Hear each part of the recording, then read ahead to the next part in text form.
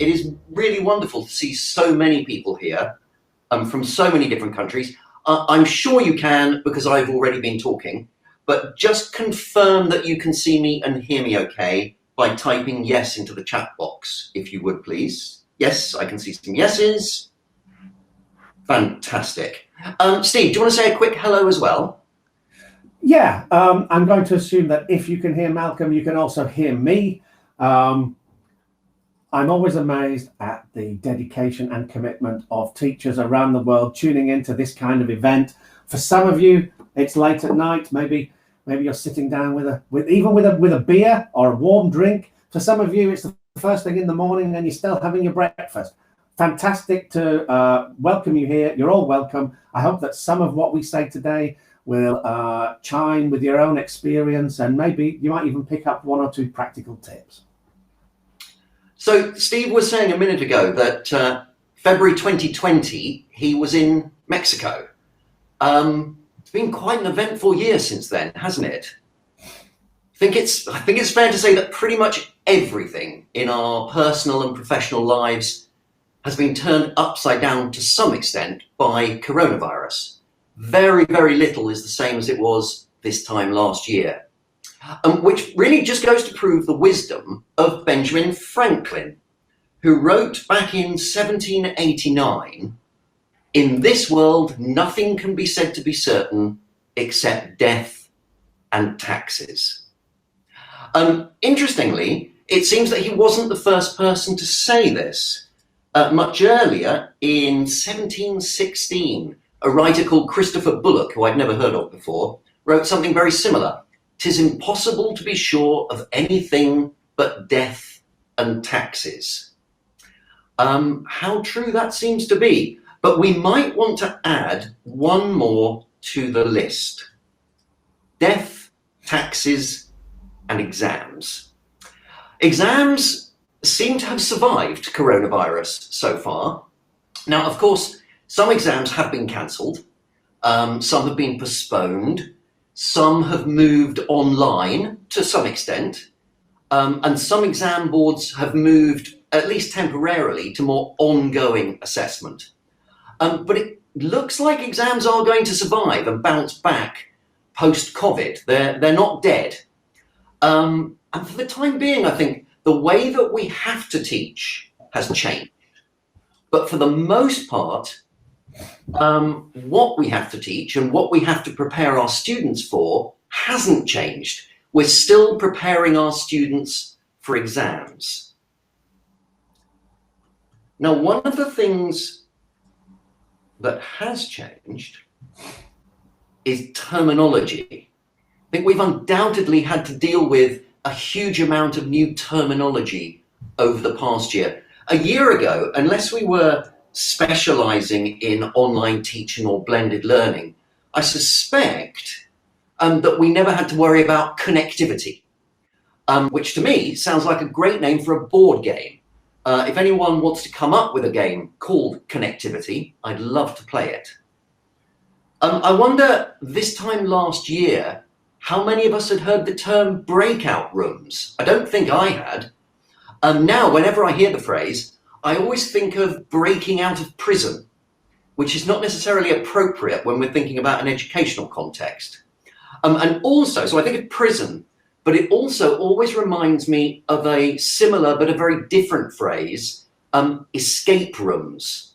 I don't know if you've ever done an escape room, but in the days when we were allowed to leave the house, I used to love doing escape rooms. We've got a few of them here in Athens. So in the past, it was fun escape rooms. These days, it's breakout rooms. And the same thing with platform. Once again, in the old days, a platform was what you stood on when you were going somewhere exciting by train. Now we're not allowed to go anywhere, so a platform is what you use at home. And just one more, synchronous versus asynchronous learning. In the good old days, just a year ago, we had the lesson in a classroom, and then students did their homework. Now everyone seems to be talking about learning being synchronous or asynchronous. Now, I actually think, to be honest, that much of the time, we can still talk about the lesson, even if it's an online lesson, and homework. The fact that our students are doing the lesson at home is a bit irrelevant. We all know what homework means. But there are times, I guess, where it's useful to think about what we do in terms of synchronous and asynchronous learning, particularly when not all of our students, perhaps for reasons of connectivity, can join the online lesson. So some of our students are doing the work synchronously and some are doing it asynchronously. And we'll be thinking about that a little bit more later on in the webinar. Steve. When Malc and I, either online or in person, are out talking to teachers and talking about learning and teaching English, in normal times, we can be fairly confident that we understand the teaching situation that people are in. Generally, we can visualize a classroom, we can visualize those students in that classroom, we can visualize you at the front of the classroom, managing those classroom interactions. Now, it's far more difficult for us to make any kind of general points that apply to lots of people, because not only have things been kind of turned upside down by the current situation, but things have become much more fragmented because we're all trying to do things, even if we're trying to do the same thing, we're all doing it in different ways. So one of the things we want to encourage through this session is we want to have a bit more interaction, rather than Malcolm and I giving you the benefit of our expertise. We want to find out as much as we can about your situation, about your experiences, and about your feelings. So we've put together a couple of polls. In a second, I'm going to show you the first of those polls, and you're going to click on as many of those statements as you want. The first poll is about how are you feeling about remote teaching? And I'm going to use the term remote teaching rather than online learning or online teaching, because I think in normal times, there is a whole respectable field of online learning, and who knows how that is going to be affected going forward by the current situation. But mostly what we're doing, is a kind of emergency remote teaching, a kind of sticking plaster to try and achieve the same aims that we're aiming for now. So I'm going to give you a few statements. I want to think about how effective you find remote teaching. Is it more or less effective than being in the classroom face to face? What are the effects on your teaching practice? Do you think this is something temporary and you can't wait to get back into the classroom? Or do you think it's going to have some long-term effects on how you teach? And how are your feelings changing over time?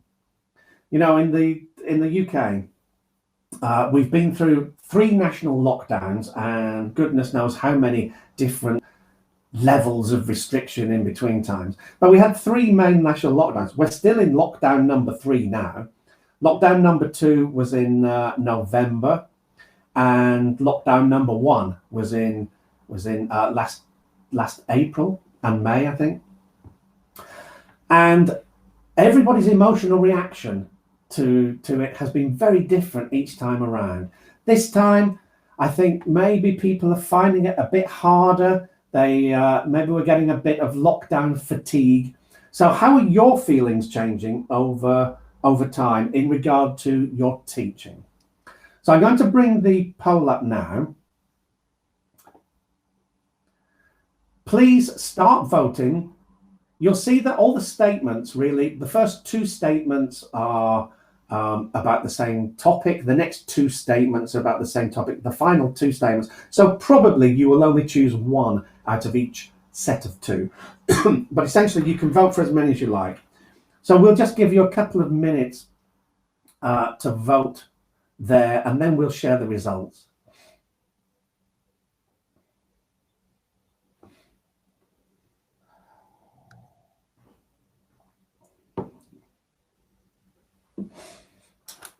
While you're just voting, I'll just mention 1 or 2 things that are coming up in the chat room. Giselle Castillo says, I'm sad because I think it's very important to interact and it's crucial for kids to learn social life. I think that's a very important point. I think that I find it hard to imagine that we are not losing something vital when we do things virtual. That interaction in the classroom, all the social skills. Of course, you can go some way towards reproducing those virtually, but really, if I was doing this, I would certainly be voting on I can't wait to get back in the classroom. And somebody makes the point. Some of you may be trying to be in the classroom and teaching remotely at the same time. My daughter, I've got an 11-year-old daughter. She's at primary school. She's at home at the moment, but children of key workers are allowed to go into school. So I think the schools are working at about 25% capacity. So the teachers there, this is not English language teaching, obviously this is mainstream education, but the teachers there are trying to teach to the students in the class and trying to direct something towards the students at home, in her case, using Microsoft Teams. Okay, I think the voting's kind of slowing down to a dribble now. Let me just share those results, and you can see how 32% of you have voted. The vast majority of you, this may not come as a surprise, but the majority of you who have voted think that my students are learning less than they were face-to-face. As we were just saying earlier, I think at least students are missing out on learning some important social skills. Interestingly, there's quite a balance between having a permanent effect on how you teach and not being able to wait to get back in the classroom. I guess with those two questions, you could possibly feel both of those at the same time, I suppose. And some of you, the majority of you who have voted think that it's getting easier as time goes on. Of course, we become more familiar with the tools. Maybe we learn different ways of doing things. I hope that today's session will show you one or two new possibilities. But also, some people think it's getting harder as time goes on. Maybe we're feeling some of that lockdown fatigue. Maybe especially our students are tuning out and are not engaging with lessons in the way that they might have done in the past when there was some novelty about it, perhaps. Okay. And there's a whole zoo of apps and platforms and pieces of software out there.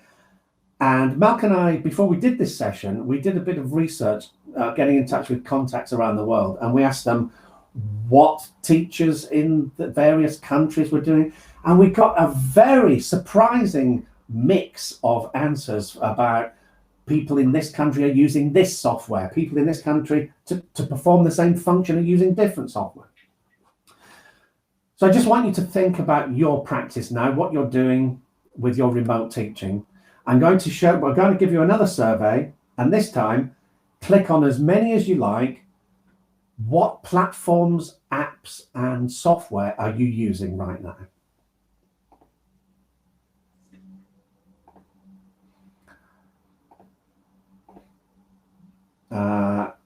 Let me just figure out where here we are. All right.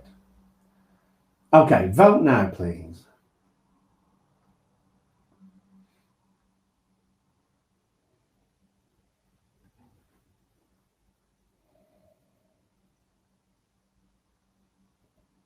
You'll see that these are roughly grouped, like the first four or five are in various ways LMSs, learning management systems, that maybe are most useful for record keeping and managing classrooms. The next few, Zoom, Microsoft Teams, down to Skype, they're really about synchronous sessions, all being online at the same time, all being able to see and talk to each other. And then you've got a set of email and WhatsApp and Loom, that maybe these are more about providing input to students and receiving evidence gathering from students' work. We're going to look at a few of these. Sure. Those people typing in the chat box, do please vote as well. Especially if you've ticked other, then maybe tell us in the chat box what else you're using. Kahoot, we haven't mentioned. BB, is that Blackboard? EduPage, quizzes. Okay, so let's just share these results with you. You can see how everybody else has voted. So my daughter, her primary school actually is using Class Dojo. That's why I'm aware of that. That's a very good. One of the advantages of that is that parents are part of the conversation as well. As you can see, there's a very broad range of different tools being used by teachers around the world. We're going to look at a few of these, and maybe I hope that amongst it there'll be one or two things that you haven't done already or that you're not aware of. Let's go back to the presentation. Mark. So obviously it was great to see that for most of you, remote teaching is getting easier as time goes on. But then a lot of you said that your students are learning less than they used to. So what I'd like to ask now, and we're going to use the chat box for this, we're not going to do a survey. Think about the main problems and issues that you face on a regular basis. Think about the top one or the top two. Are they issues with connectivity in some way or with student motivation? Now, I know some of you have already typed into the chat box already your thoughts on this, but are they maybe to do with student motivation, your lack of technological know-how or your students' lack of technological know-how, a lack of time, a lack of personal contact with students, or other things? Let's just have a look. Quite a lot of you mentioning motivation, yes. That doesn't surprise me. And lack of personal contact, that doesn't surprise me either. Too time consuming for the teacher. Time is a major problem.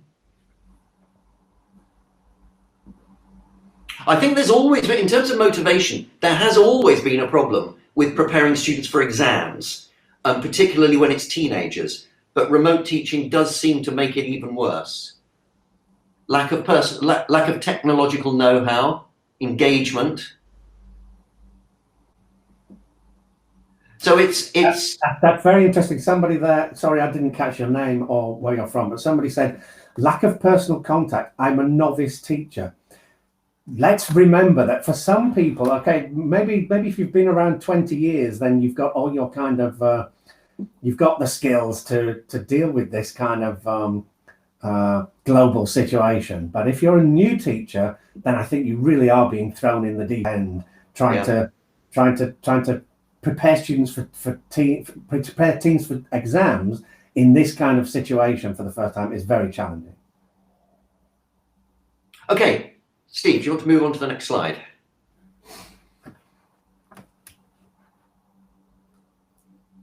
What would you do face to face to prepare teens for exams? I think that when it comes to approaching this idea of remote teaching, let's go back to first principles and think, well, how do we prepare teens for exams anyway? What do we do? And then let's think, how can we do those kind of things remotely? Well, if you're preparing teens for exams, whether you're using a course book or whether you're putting together your own materials, however you do it, you probably do some of these things, maybe all of these things. You probably give your students some language input, in particular some vocabulary input. You know, often if you're using a course book, they will often be organized around topics. So if whatever your students are going to do, whether that's reading, writing, listening, or speaking, you will probably want to give some language input as part of the lesson. You probably want to work on your students' exam skills and strategy. Now, I'm using skills and strategy for two slightly different meanings. Exam skills are the things like reading for gist, scanning for specific information, listening for gist, the kind of things that exams test. And exam strategy, I mean optimum techniques for doing multiple choice tasks or for doing gap filling tasks, etc. How do you actually do those exam tasks? So you probably want to give your students some guidance on both of those things. Then you probably want to give your students you definitely will want to give your students exam style task practice. And then ideally, the best exam preparation draws links between what the students are doing and their own personal opinions, their own lives, their own skills. So I think we need to find ways of being able to do these things. Now, if you've got a course book, such as Optimize, and we're going to look at some examples from our course, Optimize. When you look at a course book and you're thinking, how do I do this remotely? It's very easy to think, oh, exercise 1, how exactly do I do that remotely? How do I do those specific mechanics? How do I do it remotely? I think, in fact, we need to take a slight step back and look at the materials and ask ourselves, what are the functions of these tasks? And how can I perform those functions remotely? Because the best approach might not necessarily be to stick rigidly to what the course book says, because course books are largely designed for face-to-face teaching in a classroom. Now, increasingly, courses, even before COVID, courses were taking into account the need for blended learning and the need to be more flexible. So a course like Optimize already has that built in, and it's a fully flexible course where it lends itself to remote learning or to face-to-face learning. But if you see the what's on the page in the student's book as a script for a lesson, which essentially is what it is, then let's not take the tasks literally. Let's look at the functions of those tasks and see how we perform those functions. So I want to look at tasks and think about their functions. In other words, a task function analysis. I then want to plan around those functions. And then I want, as clearly as possible, because it is very easy for students to lose their way through multiple steps and multiple instructions. Let's make it as clear in terms of instructions and in terms of implementation as we possibly can. Okay, so this is from Optimize B2. It's Unit 1. It's the first lesson in Optimize B2, and it's a reading lesson. So I'm going to just talk you through how to analyze this lesson and then how to implement it to do it remotely. The core of the lesson is, as you can see on the right-hand side, is that students are going to read a text and they're going to do task 4, which is a gapped text task. Now, if you prepare students for Cambridge B2 first, you'll be familiar with this task. Students have a text. Some sentences have been removed, a couple of distractors are added, and students have to decide which sentences go back into which gaps. Okay. Let's look at how this lesson works.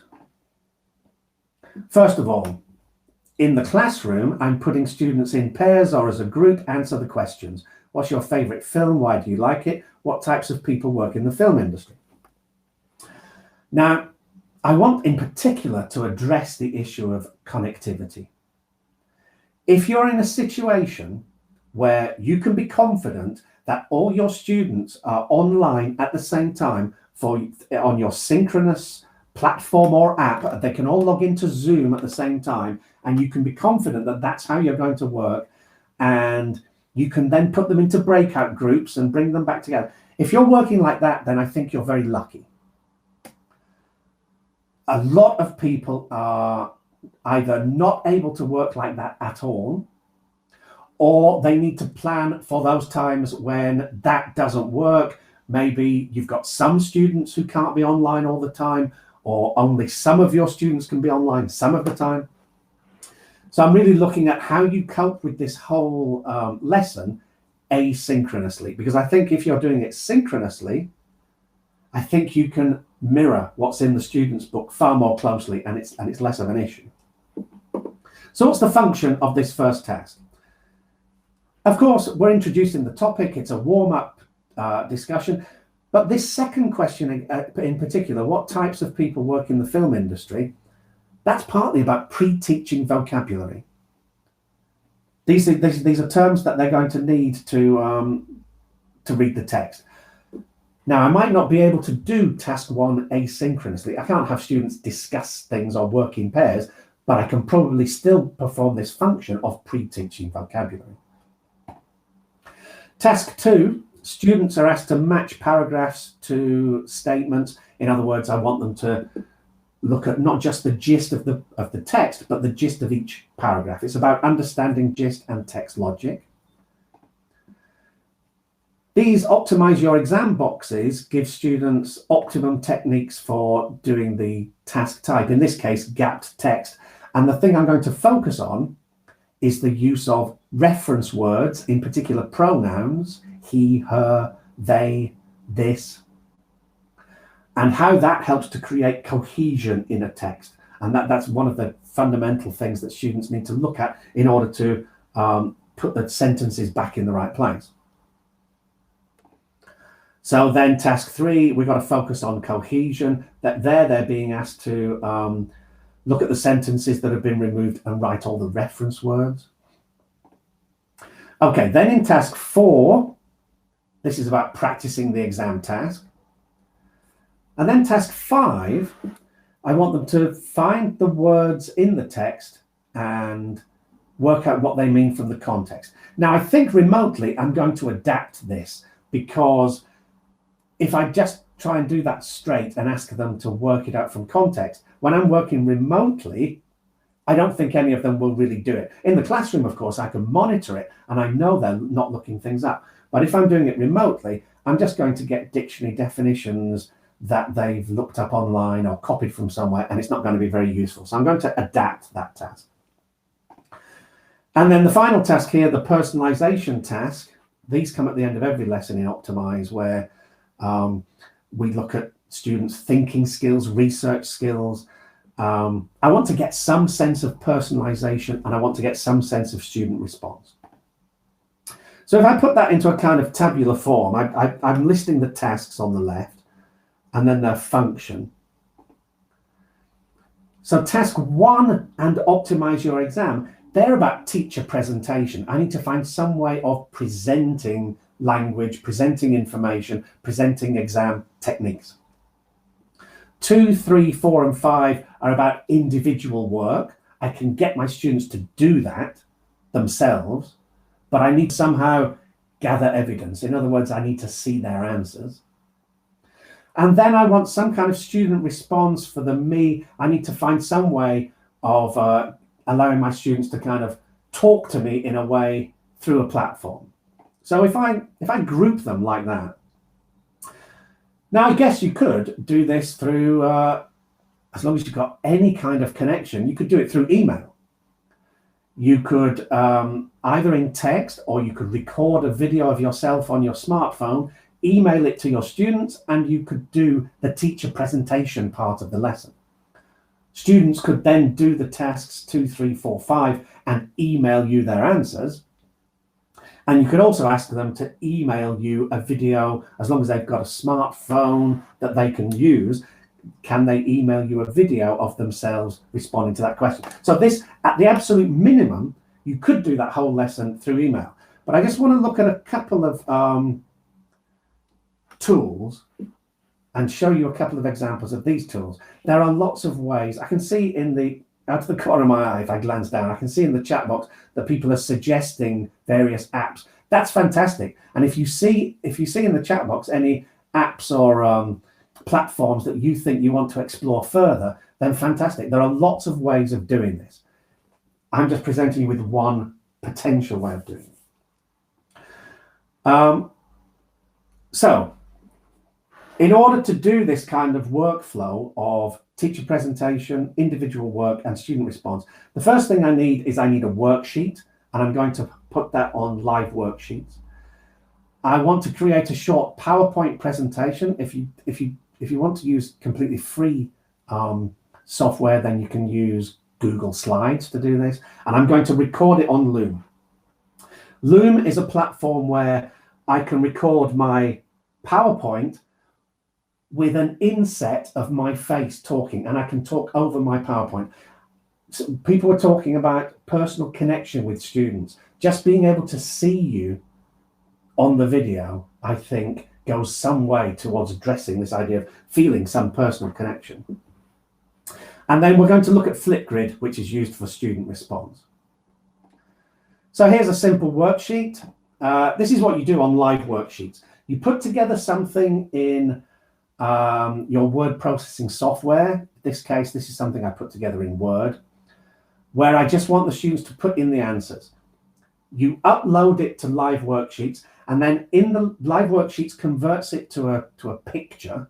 So it's a JPEG essentially. And you add on top of the worksheet answer boxes. Now, if you want to, you can put in the correct answers so that when students do the live worksheet, they can check their answers directly against the correct answers. And you may want to use that at some point. In this case, I want students to complete it and then send me the answers, which they can also do from within live worksheets. Task 5, I said I was going to adapt it. So what I've done is, instead of just asking for definitions, I want them to write me some example sentences using those words from the text. Okay, now, when you go to Loom, I want to show you an example that I've put on YouTube, actually, because it's easier to show the example from there. This is an example of the kind of video you might make for your students using Loom. I've made a very simple PowerPoint. I mean, literally, it's maybe 4 slides, I think, this PowerPoint.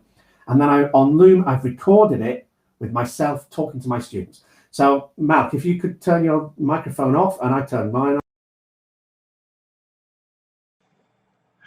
Hello, everybody, and welcome to the video to introduce Optimize B2 Unit 1 Reading. So I want you to do 3 things for this lesson. First of all, watch this video. Secondly, I want you to do Unit 1. That's on pages 4 and 5. That's the reading section. Do exercises 2, 3, 4, and 5. 5 is slightly different from how it is in the student's book, but you'll see when you look at the worksheet. And then I want you to put your answers on the worksheet, on live worksheets, and the link is below this video. And then for the final task on this reading lesson spread, I want you to go to Flipgrid and record yourself answering these questions. And again, the link is below this video. You're going to read an article about filmmaking. This is teenagers who make their own films. Now, before we look at that, I just want to go through a few pieces of vocabulary that you might need to understand this article. What types of people work in the film industry? Now, here are some words that maybe some of them you might see at the end of movies. You know, when you see the credits that tell you who's in the movie and who made the movie. You might see the producer, the director, or the screenwriter.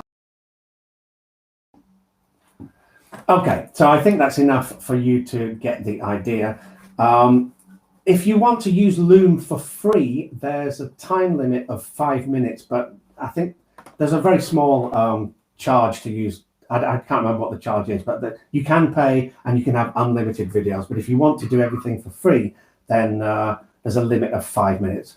Okay, let me go back to the presentation. So that's a way of me talking to my students, even if we can't connect synchronously. How can I get, so students watch that video, they then do the live worksheets, they do the work in the course book and send me the evidence through live worksheets. And then this is from Flipgrid.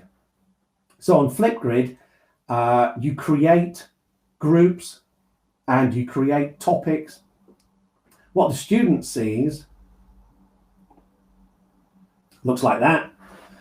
So the student clicks on record a response and they, whatever device they're using, whether it's a laptop camera or if it's a smartphone, they speak into the camera or the smartphone and it's uploaded. And the good thing about this compared to trying to do this by email is that all the videos are in one place and students can actually respond to each other's videos and comment and even record a video response to somebody's video comment. So those are just a few potential tools that you can use to approach a spread like this. If you approach it flexibly, I don't think the best approach is to think, how do I do this task? How do I do this task? The correct approach is to think, how do I perform this function? And what tools are there out there that help me to perform that function?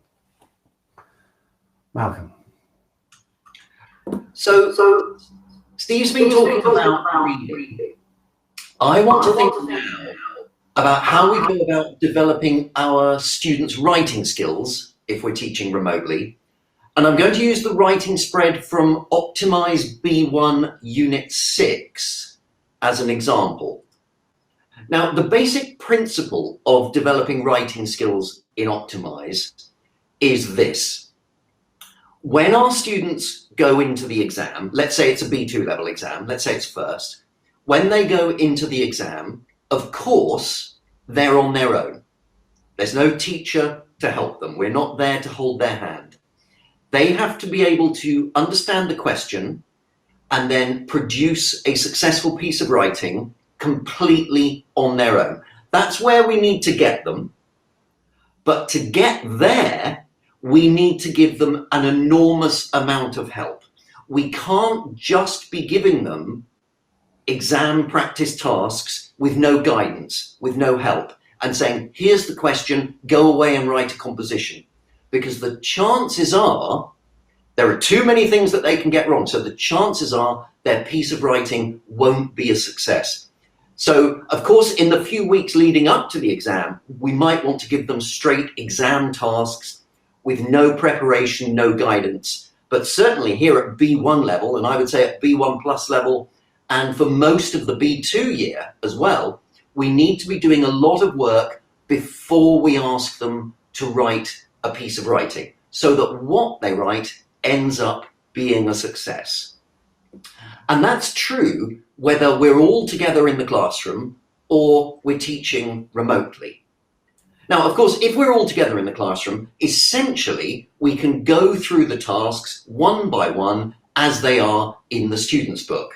Remembering, of course, first, before the lesson, that we should look at the teacher's book. Some teachers forget to look at the teacher's book, but we should remember to look at the teacher's book because it's full of useful information, including extra support and additional and supplementary tasks like we've got here, and useful language focus boxes. This one's called Language Note. So here it's pointing out the grammar of why not do something versus what about doing something. So we go through the tasks with our students. When we do that, it's important to check at each stage that they've understood what's required. And it's particularly important to check their notes in the composition planner. Every unit of Optimize has a composition planner before the students write their piece of writing. So it's important to check the student's own notes in this right-hand column before you assign the composition for homework. Now, remotely, if all the students have great connectivity, can all be online at the same time, you can do something very similar to a classroom lesson. But there is still the issue of how you check these composition planners before you assign the writing task. It's not so easy when everyone's online. And what if some students can't be online for the lesson? Well, if you've got unlimited time, you could do something similar to what Steve suggested for reading. You can record an instructional video for the students, perhaps in Loom. Now, task one of that writing spread was a speaking task. So you could get them to record videos of themselves doing that task in Flipgrid and encourage them to comment on each other's videos. And you could give them a live worksheet for the tasks, all the kind of things that Steve was just talking about. But what if you don't have time to prepare all of that? Well, if you've got no time at all, or if it's an emergency, I think the other extreme is to say to students, well, ignore task one, you can't do that, it's a speaking task. So ignore that, do all of the other tasks on your own, and then send me your written composition, perhaps by email. Now, in an absolute emergency, you might need to do this, but it really isn't ideal because it's not checking that the students have done all the preparatory work. It's not checking that they've understood each stage, that they've been successful at each stage. And it's only that that will lead to them producing a successful piece of writing. So the question is, with very limited time, is there anything quick but more effective we can do? Now, one approach might be to produce a worksheet for them that you can check and provide feedback on before they do their exam task. Now, in the example I'm going to show you, I'm using Word, but you could use live worksheets, which Steve was talking about, or Google Docs, or even just post in Edmodo or Facebook or WhatsApp, or send it as an email, or whatever way you usually use of communicating with your students. Now, in terms of the first task, you could, as I say, completely ignore this task because it's a speaking task and start with task 2. This is for your worksheet. Of course, if you want to do a big speaking task in Flipgrid, that's great, but we're talking about a situation where you haven't got time to prepare that. Now, the thing about this task, it's a speaking task, but it does 2 things. First of all, it gets students thinking about the topic, here the topic of family parties. And the second thing that it does is that it introduces an element of personalization. It's about them, it's about their lives, their family. So what would be great is if we can find a way, doesn't have to be speaking, it can't be speaking unless we're using Flipgrid or breakout rooms, that introduces the topic, family parties, and also personalizes it in some way. So one thing we could do perhaps is create a very simple, straightforward writing task, much more straightforward than, say, an exam style task. So here's a simple example. This would be in the worksheet. Write a short paragraph about the last family party you went to. Now, to give the students some help, I've given them some questions. When was it? Where was it? What were you celebrating? Who was there? What did you do? How did you feel? Depending on the level of your students, you could adapt that or not have questions at all. If you thought, now I think B1 students should be able to handle this. We're in Unit 6, so we're quite a long way through the year.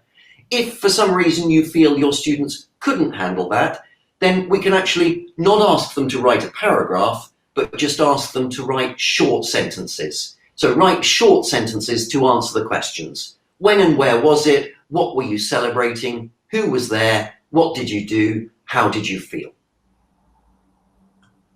So that's the first task on the worksheet. Now, the next part of the writing lesson serves 2 functions. First, it helps develop the skill of making suggestions. But secondly, and it does this through, but secondly, it provides a model response. And here in this particular unit, because the task type is an email where there are notes that the students have made around the email, not only do we have a model response, we've also got a model question. And in Optimize, when students work with the model, they don't just passively read it. We always get them to actively do something with it, to analyze it and work with it. And it's essential, I would argue, that students are always presented with a model of the kind of writing that they're going to be producing for their piece of writing at the end of the lesson, for homework, that they're presented with a model so that they can see things like the structure and the register and formality and the kind of language that's required. In this particular example, it's the language of making suggestions. So even if we're teaching remotely, I think we absolutely mustn't leave something like this out. And with a task like this, as I say, where the exam question includes notes that the students have to respond to in their answers, that's actually really tricky. So it's essential that students understand what's required of them for that kind of task. Now, with reading, Steve presented exam information in a video in Loom. But here, the exam information is relatively straightforward. And the two tasks that follow, task 3 and task 4, check that students have understood it. 2 and 3, sorry, task 2 and 3. These two tasks check that the students have understood the information in the exam box. So I haven't got much time. I'm not going to produce a video in Loom. I'm just going to put on my worksheet, read the exam skill box on page 66. So I want them to read that box and then do tasks 2 and 3. And I'll put space on the worksheet where they can type in their answers, as I want to check that they've understood it and done it right. And the same thing is true for the next box, the optimize your exam box. Task 4 checks that the students have understood the information in the box. So I don't have enough time. I'm in a real hurry. I'm not going to make a video in Loom explaining to the students what it says. I'm just going to ask them to read it because the task afterwards checks that they've understood it. So they have to study the writing task in exercise 4. And this is the task that they're going to have to do for homework. And they have to understand the notes around the task. And then they have to complete 3 sentences, making suggestions and giving reasons for those suggestions. So in the worksheet, we can just say, read the optimize your exam box on page 66, then do task 4. And I want them to write in their complete sentences 1, 2, and 3 on the worksheet that I'll check before I ask them to write their composition. And then on the same worksheet, we've got information about the paragraph plan, because as I said earlier, it's essential that we check their planners before they write their compositions. Now in the classroom, in a physical classroom, that's relatively easy. You can just walk around and check each student's planner, or they can bring it up to you one by one and show you their books. It's not so easy when we're teaching remotely. So I think even if we're all together in a live lesson, the easiest thing probably is that they send you their notes electronically. As I said, that could be in Word, or it could be in WhatsApp, or it could be an email, whatever you prefer. So I would ask them to fill in the planner in their book first, so they can refer to it when it comes to writing their email for homework. But then they send it to you electronically. So here I put in my worksheet, fill in the My Notes column in task 5, then write the same information here. So I've got first line, paragraph 1, paragraph 2, paragraph 3, and they just note it down in the worksheet. And they then send this to you, and you check it and provide feedback as necessary. So here's the kind of feedback I might provide for task 5. So I might say something like, Marsha, very good, well done. Just remember that this is an email to a friend, so you don't need to write your first name and your surname at the end, just write your first name. And so I provide feedback on the worksheet that they've sent me, and then I send it back to them. And I add at the bottom, now type your email to Freya here, because I want them to type their email, their answer to the exam question, in the same worksheet. But I don't just put that, I put a few other things too. I also put, as you write it, use the information on page 173 to help you. Because at the back of the book, there's a writing reference. And on page 173, it's informal email. This is the kind of email they're going to be writing for their piece of writing. And I want them to look at it and refer to it while they are writing their piece of writing for homework. Now, I saw earlier, someone wrote in the chat box, one of the problems with remote teaching is cheating, students cheating because they're looking things up online. Now, I want to emphasize, I don't think this is cheating. And even if we were in the classroom, I would be encouraging students to use this reference material. As I said earlier, when they go into the exam, they won't have this kind of reference material. We're not there to help them. They have to do it all on their own. But to get them to that point, we should be encouraging them to use this reference material. If they're not sure what to do, they look at the reference section. There's a model answer with useful do's and don'ts around it, and then useful phrases underneath, divided into categories. They should use that information. They're learning from it when they look at it. So this is not cheating. This is learning. This is teaching and learning. Now, similarly, but this one is a little bit more controversial. Now, you might disagree with this, and if you do, I absolutely respect your view. I think there are different opinions on this. But it does tie in with the whole cheating thing again. If our students are going to cheat, then in one sense, let's encourage it.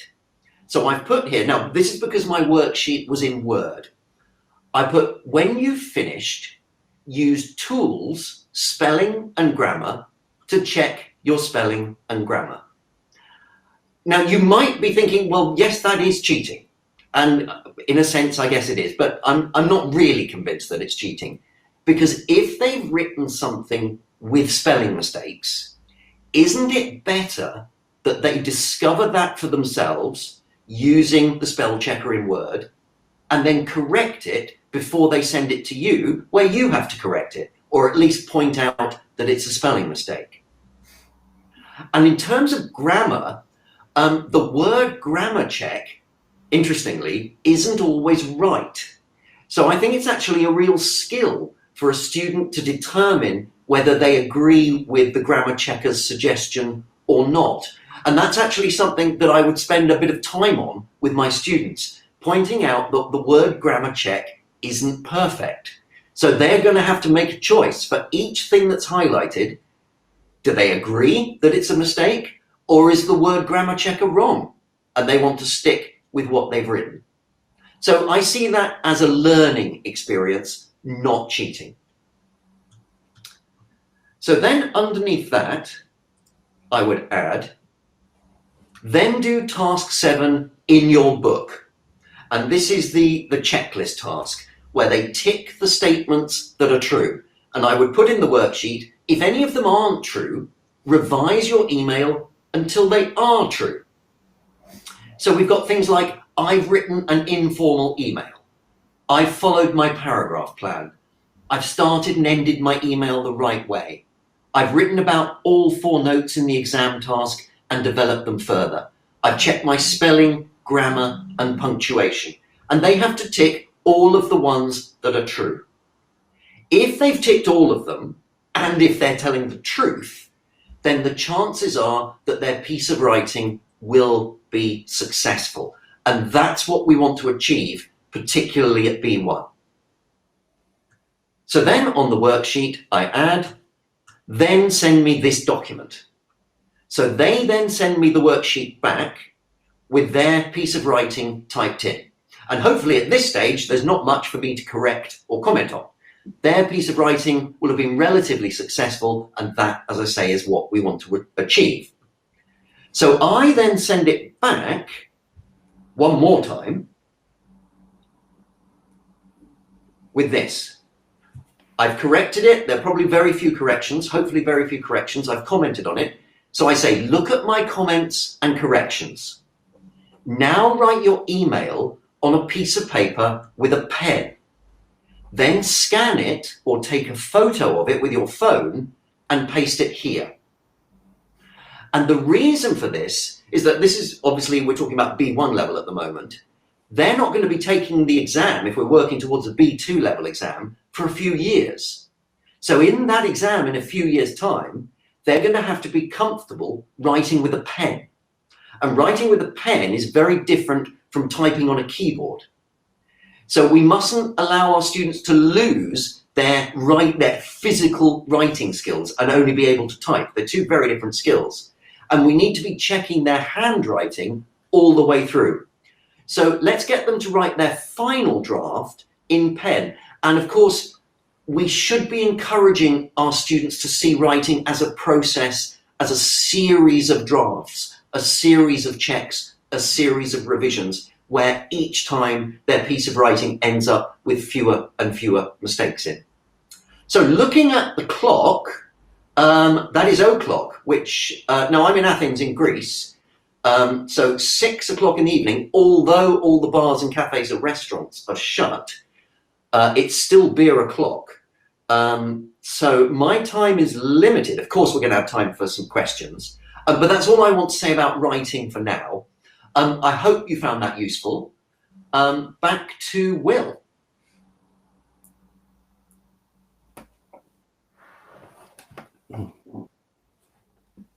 Oh, maybe he's not there. There he is. There you go. Hi, Will. Your computer, alone in a room for a few minutes there, I think. We've all done it. Oh, well, Malcolm and Steve, thank you so much. That was an absolutely wonderful presentation. Sorry, Malcolm, I cut you off there. I said you're extremely welcome. I think I cut you off. Let's keep cutting each other off, Malcolm. Why not? that's what this whole thing's for. Well, no, I just wanted to say genuinely thank you very much for putting this presentation together, guys. It was extremely useful, wide, practical, and extremely well presented, as per usual. So from all of the teachers, you're getting lots of love. You got 4 hearts. Oh, So, lovely. 4 hearts from So kind. lots and lots of love there. So thank you very much, Malcolm and Steve. You're very welcome. Time for a couple of questions. We'll do our best. Okay, we've had quite a lot. We've had a lot sort of popping up throughout. So I don't think we'll have time for all of them, but I'll do my best to cover a range of different things. Okay, so this is a question that's come up a lot actually during the festival. It'd be really interesting to see what your take on this is. I'm going to put the question as Elena has said it, but you don't need to answer this specific question. You'll see what I mean. How to motivate teenage students to use cameras during lessons? And I just wanted to add to that myself. Should we do that, or should we not be thinking about it that way?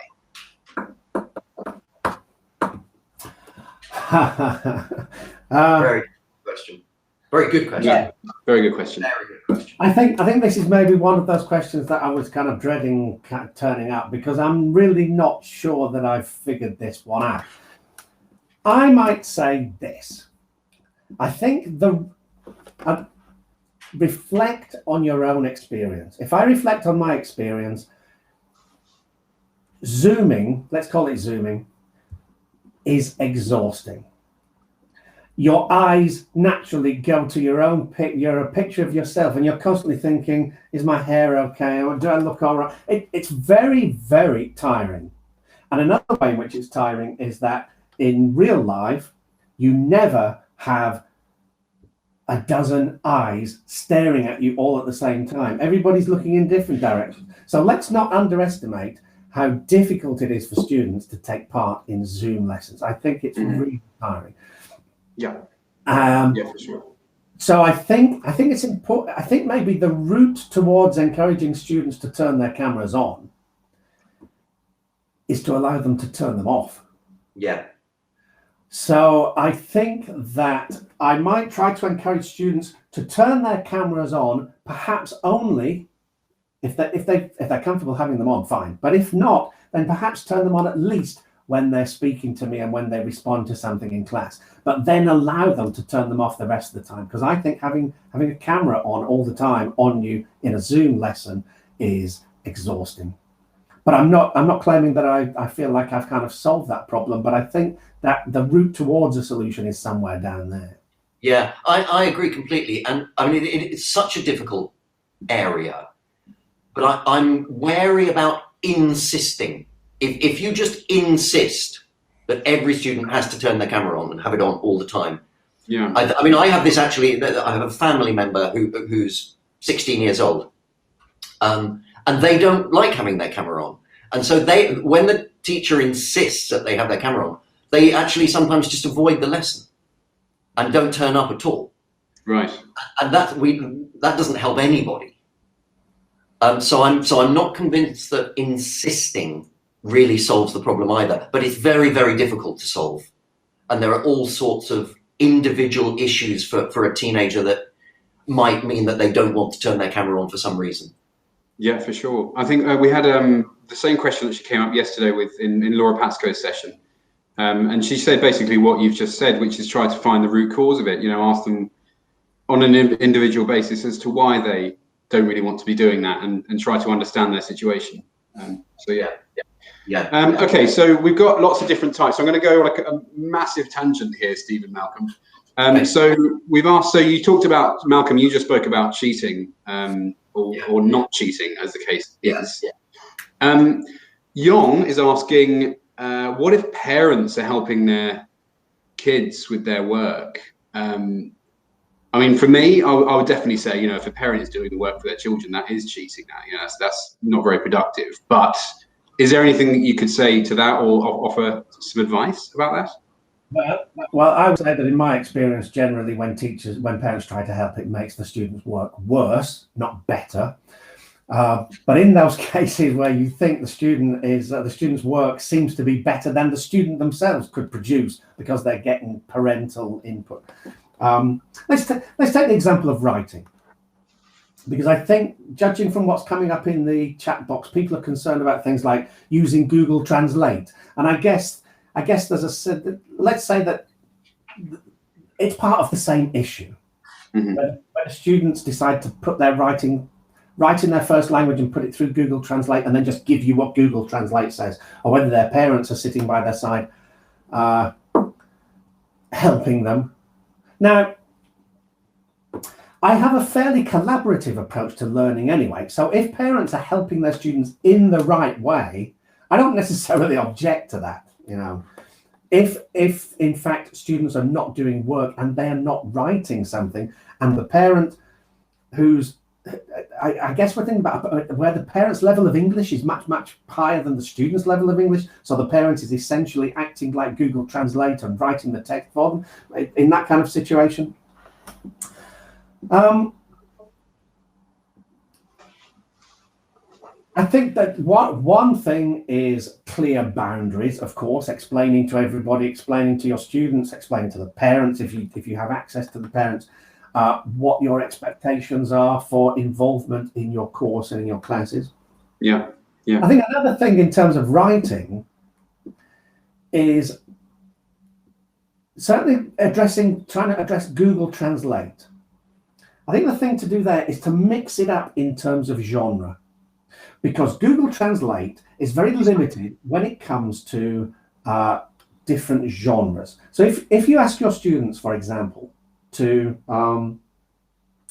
discuss a topic in an essay form, and you run that through Google Translate, then perhaps what you get out of it will make sense. But if you start asking them to write things like dialogues, especially, or if you ask them to write articles or various other kinds, then I think the gap between natural English and what Google Translate is producing becomes wider. So particularly if you start asking them to write dialogues, where I think it becomes less easy to rely on automatic translation. Mm-hmm. I've kind of shifted away from parents into Google Translate because I'm not 100% sure what to do about parents, frankly. Apart from, I think you answered it, Steve. I think you very much answered it. To approach the parents, I think is a really good option. Guys, I think we have to call it a day, unfortunately. Oh, do we? Can I just mention Mario's lovely comment? Of course you can. Where is it? He put, I had a mum last week interrupting my lesson about countable and uncountable nouns, telling me that bread could be counted.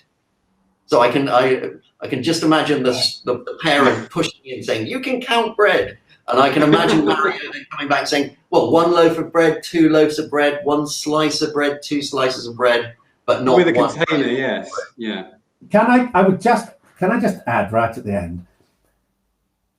If you're looking for perfect solutions, you won't find them, because, as I said, I think towards the beginning of what I was saying, I feel that a lot of this is a sticking plaster until we can all be back properly with our students, interacting face to face. And so don't worry too much if it's not entirely working, because I don't think it's entirely working for anybody, to be honest. So be reassured that what you're doing is no doubt good enough, and your students are still learning. And if it's not 100% clear around the edges, don't worry about it too much. Thanks for those words, Steve. I'm sure that means a lot to everyone. Why am I echoing? Can you hear me echoing? I can hear my voice twice. But no, thank you very much, Steve. I think that means a lot to everybody. And they're still saying thanks. We've got thanks with loads of S's on the end there. We've got 2 exclamation marks. It's got a very solid thank you. We've got another heart from Jocelyn. Anyone who sent a heart gets 2 beers at the bar if they ever come to Athens. I think at the end there is a chance for people can click to give feedback at some point eventually, can't they, Will? So we look forward to receiving your feedback further down the line. Great. Thanks, Steve. Well, I think we're going to have to move on, guys. So thanks very much again to Malcolm and Steve. An absolute pleasure to see you here. And we'll see you both very soon. Thank you, guys. See you soon. Bye, everybody. Bye for now.